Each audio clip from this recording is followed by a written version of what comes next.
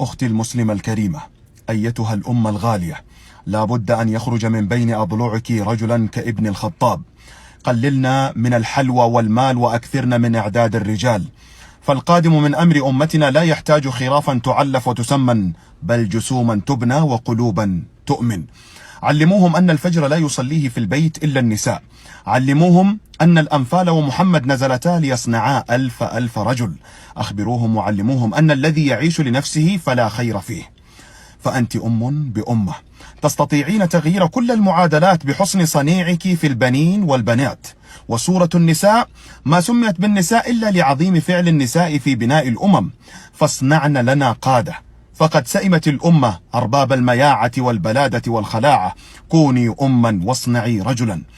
المرعب في فكرة الزواج ليس أن تتحملي رجلا بإيجابياته وسلبياته طيلة حياتك، ولا أن يتحملك هو. المرعب في حجم التردد ومصير أولئك الأطفال الذين سينتجون عن قرار ابتدأ بمجرد نظرة وإعجاب شكلي. هل تستطيعين حقا أن تصنعي منهم رقما صعبا في هذه الأمة؟